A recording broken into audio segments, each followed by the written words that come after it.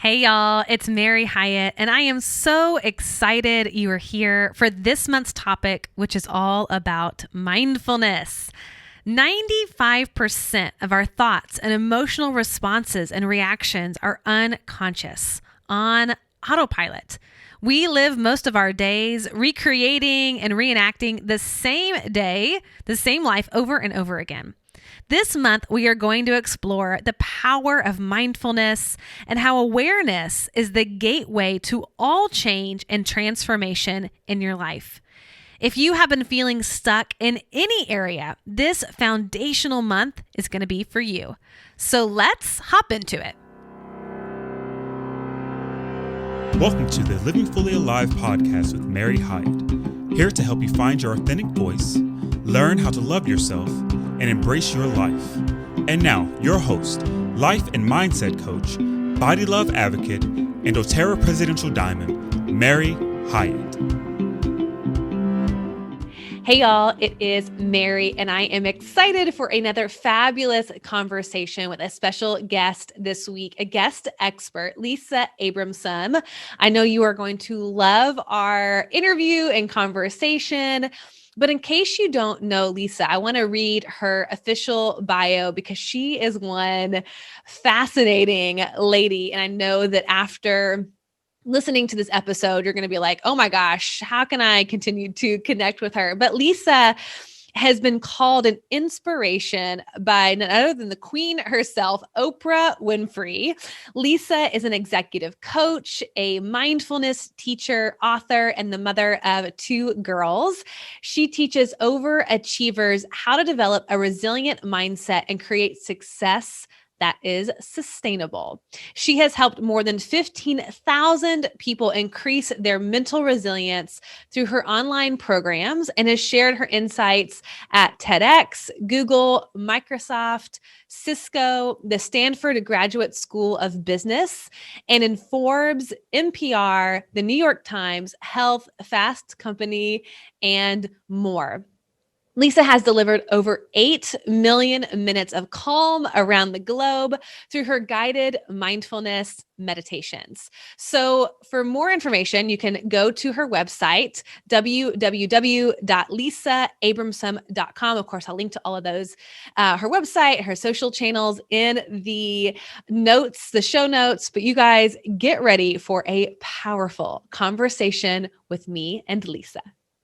Hey, everybody, it is Mary Hyatt, and oh my goodness, I'm so excited for today's episode. As y'all heard, Lisa is on the show with us today, and I know you're already impressed. Lisa, I got to say, your bio is like, that's a bio. It is amazing. You are just a well-accomplished woman, and I'm just honored to get to have this conversation with you. Thanks for being here. Thank you for having me. I'm thrilled to have a conversation. I'm an open book. Awesome. Yes, that's what we like. We love open books on the show. And I want to start from the beginning so that people get a good sense of just personally who you are before you had all these amazing accolades. How did you get into this work? Give us a little bit of your Lisa history. Sure. I guess I've always been an overachiever. It's kind of in my blood. I've always been pushing myself and striving, whether that's getting good grades or going to a good college. I went to Vanderbilt in Nashville and enjoyed my time there. But basically, my achiever was kind of essence of achieving, pushed me to get the next promotion, to climb the ladder, to try harder, to go. And I ended up being quite young, but sitting in on board meetings. I was an executive at a mobile advertising company, and everything on paper looked good. Inside, I was like, what am I doing with my life? Is this what I want to do? Is this meaningful? Does this matter? Especially because I was, selling things to people that didn't need more stuff, and it was on their phone. So I just couldn't find that meaning and that why, and I missed that. So that led to a bit of a crisis of faith of, what am I doing? I achieved what I thought I wanted, but it doesn't feel great inside. It feels a little hollow. And so I was really attracted to find out about meditation and mindfulness because of research studies I read online. I mean, it was like a good old late night Google search, stress reduction techniques. How do you connect with your intuition? That led me on a whole journey. So that's the little snippet of how I even got interested. It was very much my personal experience. And then it was figuring out, for me, it was just a commitment, 4 minutes a day of meditation. So the teeniest little increment of meditation, it was so different from that go, go, go, go, go of the rest of my day that things started to shift. I started to ask questions. I started to have that magic little bit of a pause in between what's going on in your life and how you're reacting, so that I could start to make a new decision, a new choice. Why am I doing this? What matters to me? What do I really want? And I could ask those questions. And I realized for me, I joke meditation is a gateway drug to all things that are positive, because you really you start to awaken, and then all of a sudden maybe you're eating a little healthier. You might be exercising more. You might be sleeping better at night. There's lots of, they also call it a keystone habit, but I think the gateway drug to things that are positive is kind of hilarious. So that's what I like to say. I love this so much. One, I love like getting an insight into your journey, because I think that for so many people listening, it's so common to have sort of that like crisis of the soul, where you think that if I could just achieve this, if I could just get this, the new house, the new husband, the baby, the whatever, then I'll be happy.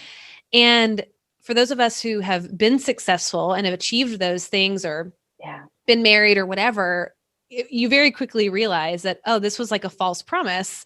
These things don't actually give me what I thought they were going to give me. They don't make me happy. They don't give me fulfillment or joy. And I love so much that you're like, I'm just going to go Google this thing called stress reduction and see what pops up. It's so perfect that mindfulness and meditation came up. And what I love more than anything is that your willingness to just like dip your toe in. Was that because you were like skeptical? Was that because you thought you didn't have enough time to devote more busy. time, or what? I mean, I was busy. I was commuting for 3 hours a day from San Francisco to Mountain View, and, just stuck in traffic. And it just didn't really feel like I had much buffer at all. Although my now having small children, I laugh at my pre-children self thinking that she didn't have time, because all of that has changed as having kids. I'm like, I have even less time, but okay, whatever. But it was just about what's practical. What can I commit to? I did read studies that said, to start a habit, whether it's 21 days or 30 days or 40. So I said, I'm just going to do this for a month. And I've actually had this philosophy throughout my life of just like reading a book, trying something, being my own test subject, and then saying, hey, did this help or not?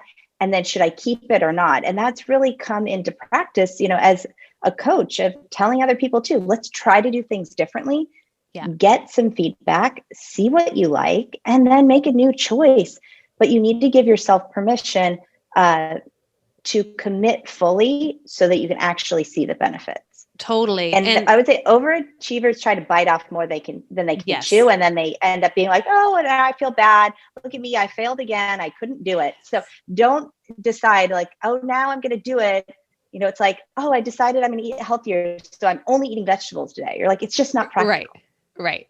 So, I'm so guilty of that. Like, okay, these radical 180-degree turns and shifts, and they're not sustainable, as we know. I mean, I've done that enough times to know, okay, this isn't the way to create real transformation and change. And I love this idea. I talk about this in movement, because a lot of my clients, a lot of the people that are listening want to get into a habit and routine of moving their bodies more, but there's a lot of resistance for many different reasons. And so we talk about that on the show. I talk about that with my one-on-one clients. But one of the things that's been so revolutionary is that concept of micro movements, where instead of, like you said, committing to going to the gym for 2 hours a day for 5 days a week, it's like, what does it look like to walk down at the end of my street and back? What does it look like to do 10 minutes of stretching before I go to bed? And I love that for you, it was like 4 minutes of meditation, this micro commitment. But what's so beautiful is like, it's hard to argue and rationalize against yourself when you've made the commitment so realistic and so doable. It's kind of like there's not really a lot of excuses that you can pull up to the table when you're looking at 4 minutes. Like everybody's got 4 minutes to do that. So now that you've been doing this work for a while, like what do you see happen for your clients and for people you talk to about meditation and mindfulness? Like if they start at 4 minutes, what's sort of the trajectory of what comes next? Do people inevitably want more time with meditation? Do they stick with that forever? What does that look like? Yeah, I mean, I think the journey is really unique and people can find what works best. I like to think of it as you have your meditation practice, kind of eyes closed, sitting on a cushion or, laying in bed. And then you have your mindful moments throughout the day. Yeah. So these are ways you can reconnect. Like I just took a sip of water, actually feeling yourself drink the water, like the refreshing sense of like, I was thirsty and now I'm no longer thirsty. Even walking to the restroom can be another mindful moment. Anytime you're looking at your phone, you can just check in and say, like, how am I feeling right now? Or what itch am I scratching? And when I compulsively check my phone, like many of us do, even when we're trying not to. But these can be moments of awakening. The other one is I like to think about when people ask you, how are you? We can instinctively answer, I'm busy, like, oh, so busy, so crazy, so busy. Or we can answer, I'm fine. So noticing what's your habitual response to how are you? And then being willing to check in, whether or not you decide to share this with the person that's asked, because it might not be appropriate. It might be you're ordering your morning coffee and the person's like, how are you? And you're like, actually, a little bit grumpy, didn't sleep that well. Kids woke me up last night. Right. Like maybe they don't want the whole story. But give yourself a chance to check in and be authentic with how do I feel? So using that question, which you get asked throughout your day, to really process, like, how am I doing? Let me think about that. Okay. So I love this as a concept. And yet I know that for a lot of people, they oftentimes don't know what they're feeling. Like that checking in and tapping into that emotional self is foreign. So how would you instruct people to get back in touch with emotion, with their sense of what they're feeling? Where do you begin when you haven't had that awareness or practice in it? Oh, it's a great question. I think from so many angles, I can say,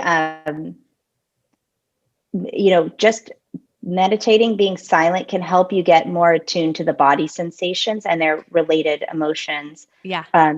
In my book that I'm releasing in May, it's called Permission to Fail. I have a chart of 30 different emotions and what are their kind of physical sensations usually like, and then what's their purpose. And just get like sometimes looking at a guidebook. There's another amazing book. It's called by Mark Brackett out of Yale called Permission to Feel. That's just a beautiful book about emotional intelligence one-on-one. Same with Daniel Goleman. There's so many wonderful. So I like to explore through reading. I'd also say when it comes to emotions, as my young daughter will say, it's like the feelings doctor or your therapist is a great way to learn more about emotions. I'm a big proponent of therapy as an additive practice to your life.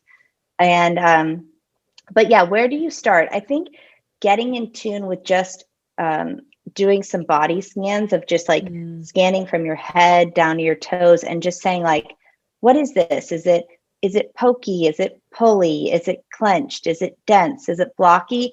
Without having to label it as an emotion, just starting to get in tune, that introspection of like, how do I feel from the inside out? I think that's the first step. And then from there, you can start to go, like I notice that we tend to hold anger like in our jaws and our necks and our upper back, sadness usually across the chest and the heart area, and fear in our belly. And then you can start to realize like, what are my signature emotional responses and where do they lie? So I know for me, if I'm starting to judge myself, it's like a huge claw that like comes and like grabs me there and I feel it. I'm going, okay, what am I judging myself about? What's going on? And you can start to have these flags that then can help you to know how you're feeling. I am so grateful that I love like hearing your language, like pokey and like all the little like blah, blah, E's. Yeah. Because I think there is sometimes pressure to like have to know the name, to have to get really clear on what it is, and to just be able to experience the physical sensations that show up in your body with some curiosity, with some gentleness into the equation. Because I think like anything, because when I think about mindfulness in the same way that meditation is a practice or yoga is a practice or spirituality is a practice, mindfulness is a practice. Like it's a relationship that we become more sensitive to the more we do it, and we get better at being able to feel. We get better at noticing sensations that are happening to our body. It's kind of like I sense it like coming online more and more and more. It's like, oh, this has been here all along, but I wasn't tuned into it. I wasn't paying attention to it. I didn't even notice it. And that practice of bringing awareness time and time and time again, like you said, there becomes a signature that you recognize. You go, oh yeah, I know you, judgment. Like I know you, anger. Yes. I know this is here. And it's something that was foreign that you really create intimacy with. I think that is so powerful. And one of the beautiful things that you teach is how to use mindfulness to create more courage inside of ourselves, more resiliency. And I would love for you to talk a little bit about that, because coming off of, we're about a year since original lockdown, which is crazy. Yeah, pretty wild.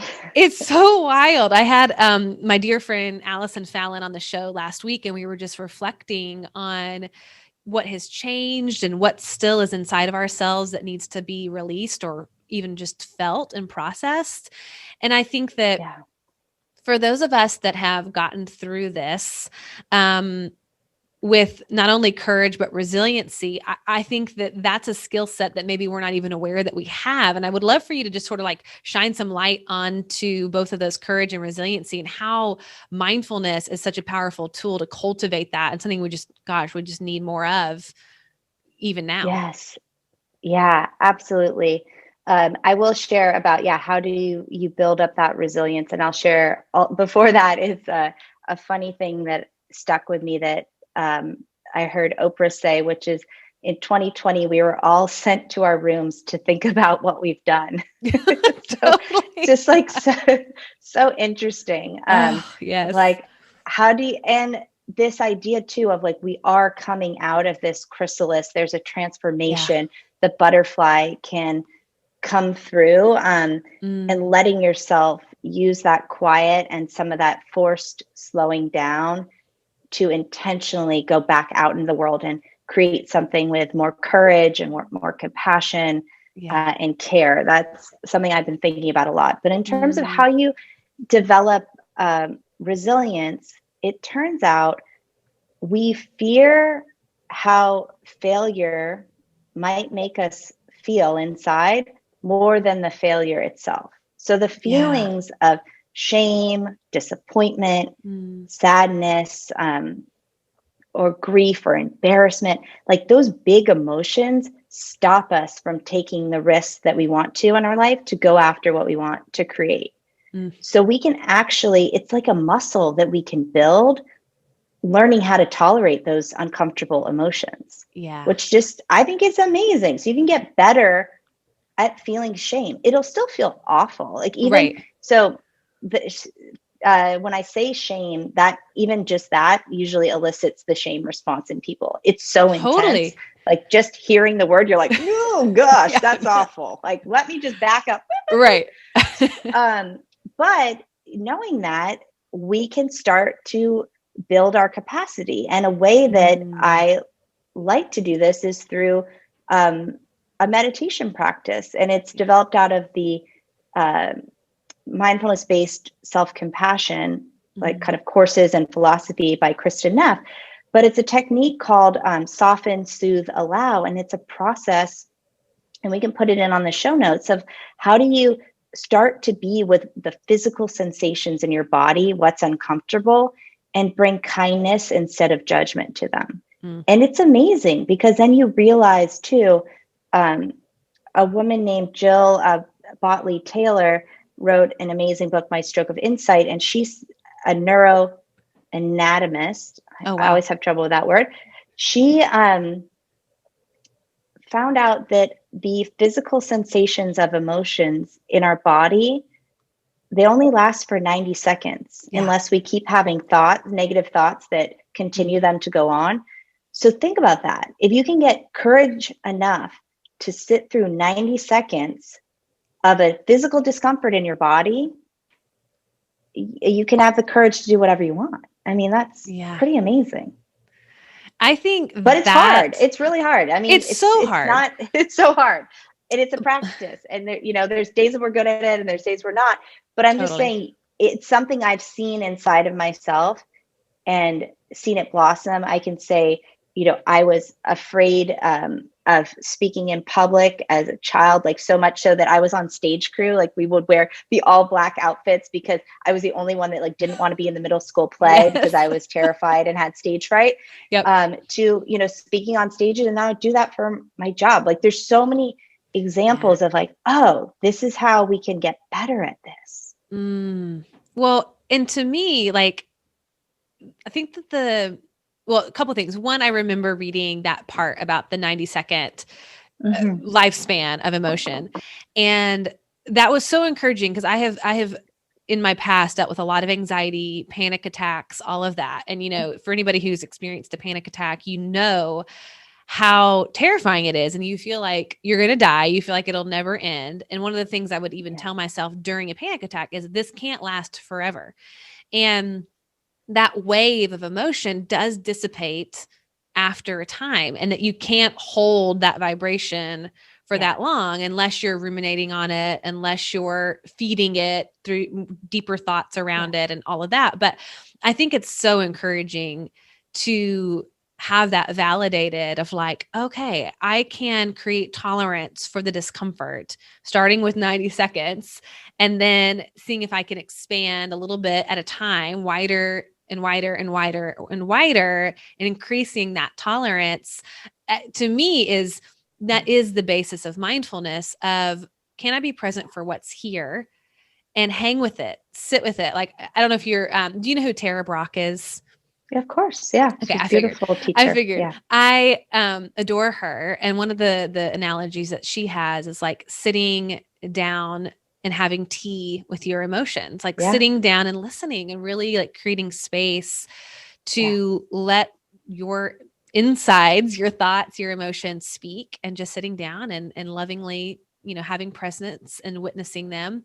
And I think that's really, really beautiful. And I think that the gift of that tolerance is the resiliency. It's like you go, wow, like I can do hard things. I can get through this and know that it's not going to swallow me whole. Yeah. I'm not going to lose myself completely in these challenging emotions.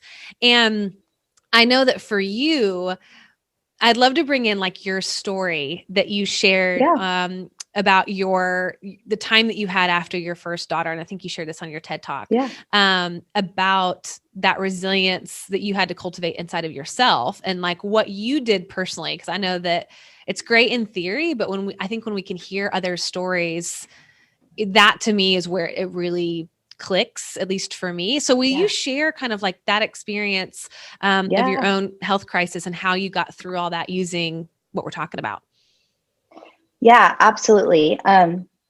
So shortly after the birth of my first daughter, this was a little over 7 years ago, within a month of giving birth, the combination of the sleep deprivation, the hormones after birth, and just the stress of being a new mom, doing everything for the first time, I experienced a very real and terrifying mental health crisis, something called postpartum psychosis, where I couldn't tell what was real and not. I was imagining that there was snipers on the roof and there was this whole scenario. People were, the walls were talking to me, a lot of very strange experiences that I had never, thankfully, knock on wood, experienced before. But it was such an awakening. It was so terrifying that I remember sitting down around the breakfast table. My mom had come over and she was there a lot to help with our daughter and telling my husband and my mom and thinking I was asking them the most rational of questions. And I said, so should I go jump off the Golden Gate Bridge? Like, will that make this better? And thinking I had asked them a really good question. I was like, oh, finally my head is working right. I've asked them the right question, that this is the way out and I'm going to get their feedback, and not realizing that this would completely terrify them. And obviously that, I didn't know, I mean, in some sense I knew something was off, but I also really, like you said, when you're in the grips of something super intense, this is forever. This is who I am. Yeah. I'm never going to get out of it. And I have experienced panic attacks myself. And, when you say, I feel like dying, no one gets it until they're in that experience. If you're like, no, it really felt like I'm like dying right now, but I'm alive. Right. So I get it, that overload is really, really intense. So yeah, I mean, I basically had this, mental health crisis. I was 31 years old. I just had a newborn daughter, ended up spending 10 days locked in the psychiatric ward to help stabilize my mind. I will say it was a plethora of things that helped get me back to wellness. So, I mean, it was medications, it was therapy, it was, holistic health support, family support, having more childcare, getting sleep, getting rest. But I can say I think I was able to bounce back more quickly. And I ended up going, back onto stages, doing my keynotes and workshops 5 months after that experience, which I think was pretty fast to just get up and get back into it. But for me, it wasn't about that needing to meet a timeline. It was more I needed to do something that my old self could do to prove that I still had it in me. So that was very healing, to get back to work and to get back to doing what I really loved. But really what was the most transformative was practicing the self-compassion piece of meditation, of how can I learn to be on my own side and to be kind and gentle to myself, because I went through a whole very unproductive cycle of really blaming myself. Well, maybe I was too intent on needing to breastfeed. So then I, wasn't allowing another solution, and I let myself get depleted. Or even though I felt okay, I shouldn't have gone to that spin class, or even, whatever it was, just replaying things and trying to figure out, like, what did I do wrong that caused this to happen, versus that, like you said, with the Tara Brach example, like, how can I just be like, this is what happened. Yeah. Okay. Now what can we do to go forward? And that might sound woo-woo, but I think when you are in a crisis, giving yourself that bigger frame of like, this is what's happening. And even whether it's a bodily sensation or it's just like, this is what's happening. Yeah. So then with that friendliness, you can move forward. But until you accept the reality of the moment and what you're going through, you can't start the transformation.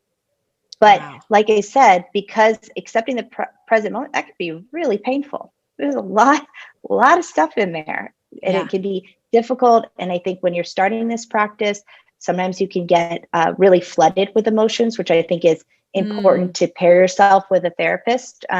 Because if you've been used to sort of hampering down or numbing out, all of our emotions come from the same faucet. So when we start to turn that dial to feeling more, we feel more of the joy and the connection and the love. We also feel more of the intensity of the big, challenging emotions. Yeah. So I do think therapy is really, it's important, beautiful. I don't know why everyone isn't in therapy, quite frankly, because I think it's so beneficial, super helpful. I am in total agreement with that. I was joking on the podcast last week that I've been in therapy since I was 13. I now have a therapist and a coach. Like, I just can't even imagine getting all through. The support. It feels so good being supported. Once you just like scratch that itch of like, you know what, I don't need to be self-reliant anymore. Yeah. I'm stronger. The mantra I say to myself, I'm stronger by allowing others to support me. And I'll repeat that anytime I'm having trouble asking for help. Yeah. And it's just a game changer. It really is. I would say that's fundamental to how I achieve my goals is by allowing others to support me and getting off of this like overachiever high horse that I needed to do it myself. You can't do it. You can't go very far yourself. You can only do so much. You can't. And I mean, it takes a village 100%. And, I think about how you shared about this idea of a lot of these emotions coming to the surface at once. And I think for a lot of people, the reason why we don't embark on this work is there's a lot of fear around that. Like there's a lot of fear around, like for me, I can remember thinking, if I go into the depths of what's really going on here, if I admit, call it what it is, be honest, having a willingness to look at what's here, like my unhappiness and all of that, I'm going to go crazy. Like that was a true felt fear that if I opened the doors, it was going to be a floodgate and I would never recover, that I would blow up my whole life. Or you'd be stuck there forever. Yeah. That I would be stuck there forever. And so I think that that's I share that to say that I think, number one, that's a very common fear. Because most people live lives in response and avoidance to their pain, like denying it, avoiding it, stuffing it down, buffering it, coping away from it. I mean, we have so many amazing ways in which we distance ourselves from things that are challenging, things that are painful. And so in some ways there is, a risk in opening up this door. But I want to hear you speak to this, because not only have you been through it yourself and you've gotten through to the other side, but you have helped walk thousands of people through this process. What's the hope on the other side? Like, are they going to get stuck there? Should they be worried? Like, what have you seen walking through this and walking others through it that is truth to kind of speak to some of those fears that people might be having? Oh, yeah, it's a great question. It's so worth it. There's nothing more deeply important than being able. What's worth it is because then you get to share your true gifts with the world, which I think is the most important thing we can all offer, sharing our gifts, sharing our authentic self, and then being able to express yourself authentically, to feel whole and complete in every cell of your body. I mean, that feels amazing. I want that for everyone, to feel that, to not think of it as this concept, to not have the false sense of self that thinks that they're lacking or they're anything but the perfection that they are. And that is not like hoity-toity. I'm like, that is the truth that I see. People stepping forward, and then all of the lives that they touch after that. I mean, I remember I was so nervous to get up on the stage at TEDx to share my story and to say, look, I'm someone, who teaches mindfulness. In the New York Times article that I wrote about my experience, also, I say I'm the mindfulness teacher who lost her mind. So I was very nervous about coming forward and sharing this story of like, I basically teach people about mental well-being.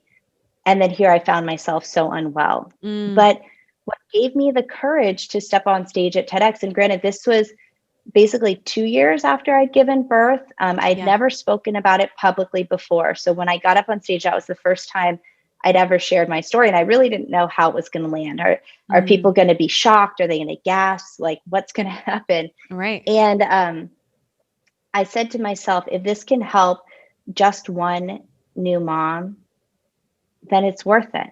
And that was, I took this, small goal of just like impact one woman. And, fast forward years after my talk, I did meet that one woman.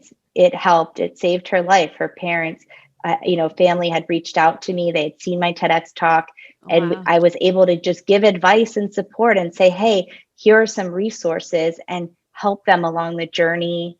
And the beauty and satisfaction that I have of knowing I helped improve one person's life. It's just, that's what it's all about. Totally. And just the ripple effect of that, which we never really know how far and wide it goes, but it really is so worth it. And I think what you were talking about earlier, this concept of self-compassion, is such a huge key component to this. Like, as you step out in our perfect imperfection, like stepping out in feeling our feelings and bringing honesty to what's here and how we're feeling.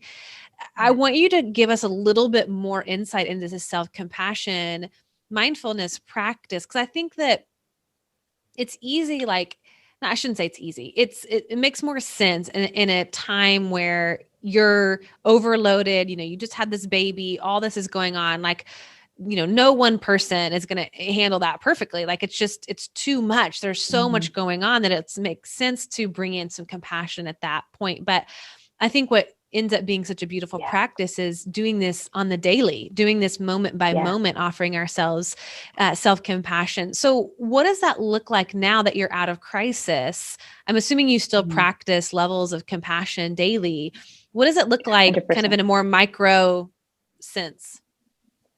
Yeah, great question. I have so many thoughts on this. One of the big transformational pieces in my journey was, I remember telling my therapist, I want to take care of myself the way that I take care of myself when I'm in a crisis without having to have the crisis. Ooh, that's good. So I was like, I don't want that crisis anymore, but I want to practice that like radical self-care to really give myself all that I need to thrive. And that felt very brave, very courageous. And I also share, with my coaching clients, saying, look, it's much more courageous to invest in yourself when you're in the green zone. When we're in the red zone and we're like beat down and broken, like we will end up like having some compassion on ourselves. But when you're in the green zone, feeling good, to still go, hey, let me do the things that keep me operating at that high level. Yes. So important. So important. So I guess a really practical thing, we all have an inner critic, someone, a little voice in our head that decides to tell us, your hair looks bad, your clothes don't fit, or whatever. They want to criticize you on your looks, or, you're not doing enough, you're not good enough. So we all have that. Yeah. When I talk to my clients about quieting the inner critic, they will often say, like, I want to like silence them forever. We can't, unfortunately. It doesn't work that way. Can't silence them, but you can change your relationship with your inner critic. And the way you can do that is really through self-compassion. So when you hear your inner critic, and so this is, again, these mindful moments, all of the many times in the day when your inner critic is chatting with you and has something to say, it can be a moment to say, okay, let me learn to be on my own side. And the way that I like to respond to my inner critic is to say, I heard you and I've got this. So I found that that's the most effective way to quiet the inner critic. I heard you and I've got this, because it disarms the inner critic. The inner critic is trying to come in, it's trying to protect you so that you don't make a mistake or do something or feel a big emotion. But when you tell your inner critic, like, I heard you, but I'm good, we're good, all of a sudden it's a compassionate way. You're not telling your inner critic, be quiet, shut up, I don't want to hear you, I'm ignoring you. None of that is effective. But that kindness of turning towards, like, I heard you, I know you have a positive intention, and I've got this. So that's very tangible, very practical. I do that all the time when my inner critic is deciding to have a field day. And I notice too, my inner critic likes to have a field day when I'm tired. So you can notice too, like, if you're not sleeping well and you're like, why am I so hard on myself? It's probably because you didn't sleep well. So when you're more well-resourced, you can end up, it's easier to practice self-compassion. So true. And I think just the thread of listening to the story after your daughter's birth, and then just kind of bringing that up to this concept of like the sleep deprivation is a real thing. I used to hear doctors and experts talk about the importance of sleep. And I always sort of just like flicked it off. Like, surely that can't make that big of a difference. And I think if you've ever been in a situation where you have been sleep deprived, I remember my sister, a couple years back, she adopted a little baby girl who was a preemie and was in the NICU, and brought her home, and ended up kind of similar to you, having an experience where she was so sleep deprived. I mean, it was affecting everything in her life. Yeah. And we got to the point where we said to her, forget everything else. The only thing you need to be doing right now is making sure you're getting enough rest, that you're just sleeping. And I love that idea of being well resourced and giving yourself that self-care though, when you're not in the crisis. Like that was a big like light bulb moment for me listening to you of like, so many of us, myself included in my past, have fed off of the crisis as an excuse to take care of myself the way that I should normally. And thank God I've gotten out of that cycle and have learned how to take care of myself on the regular. But I think giving ourselves permission to slow down, to take good care of ourselves every day, whether that's sleeping and offering ourselves that self-compassion, you will be shocked at how much that can shift in your life. And Lisa, as we kind of wrap up our time together, which is like, I feel like we just barely got started and we're just scratching the surface. I know that you are so skilled in helping individuals like get started along this path. I know you've got so many amazing guided meditations and programs available, but if you could give like a quick starting point for people, like if they want to explore what we've talked about, creating more resilience, inviting more self-compassion into their lives, or even just start meditating, like where's a good place for people to start who are beginners in this work? Yeah, great question. And I think, I do share my own guided meditations, but I really feel like you should have someone else guiding you through meditation when you're starting. Don't try to do it on your own, because all of a sudden what'll happen is you'll sit down and then you'll maybe set a timer and be like, oh, I just planned my vacation to Bali. You kind of will be like, oops, well, where did that time go? So having someone guide you through meditation is really helpful. I use it still. Like I use guided meditation all the time because I think it's very helpful. It just kind of gets you into the zone more quickly. So on my website, lisaabramson.com, I have 5 free meditations. It's called a 5-day mindset reset. And they're just 5-minute meditations. Just get you started. The first one is around self-compassion. Even, doing that, just the first day of that mindset reset, doing that one every day for 5 minutes, I think would be truly transformative. So just starting, it doesn't need to be a half hour. It doesn't need to be 20 minutes. Like 5 minutes is perfect. It's doable.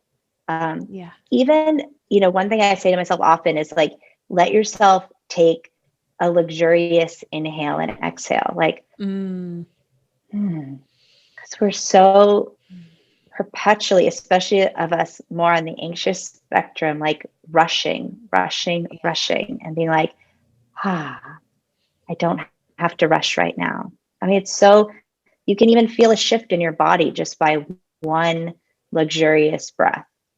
I invite you to give that a try. Yeah. Can we just do that right now? I just feel like that feels so good. Let's just try that. Like inhaling deeply, really slow, filling the lungs with air, pausing at the top, and then slowly exhaling, bringing the navel into the spine, slowly exhaling. I mean, right? I feel one like breath. Brand new. I'm recharged. Yeah. One breath, one good breath. Thank you for that invitation. And if people want to work with you, connect with you, where is the best place for them to go? And will you tell us about your upcoming book? Yeah, absolutely. So my website is lisaabramson.com. The new book is going to be out in May. It's called Permission to Fail, the Overachievers Guide to Becoming Unstoppable. Super excited. There's a lot of practical exercises and meditations that go along with it. I'm also doing meditations daily on the new app called Clubhouse. So I do 10-minute guided meditations there. They're free to join. And I'd love to, I also do corporate workshops. That's another part of my business. So if you don't want to work, can't work with me one-on-one, a lot of times people say, hey, come in and do a workshop for my group or my company. And I talk about developing a resilient mindset and preventing burnout, because that, man, if that's not the topic of 2020 and the first half of 2021, I don't know what is, because we are all working harder, longer than ever before, and juggling so many things. Yes, y'all go connect with Lisa. I'll make sure to link to everything in the show notes. And so excited about your book. I love that title. Congratulations. That is like, thank you. I'm just like, the little emoji hands that are like, whoop, whoop, whoop. Thank you. I'm very excited. So awesome. Y'all, I hope you enjoyed this conversation with Lisa as much as I did. Make sure to share on your social media, tag me, tag Lisa, let us know what you got out of the episode today. And y'all got to know, I've got several more episodes in this month's topic of mindfulness. So make sure that you subscribe, make sure that you join us next week. But until then, remember that the purpose of life is to be grateful, to be great, and to be full. I'll see y'all next week. Bye.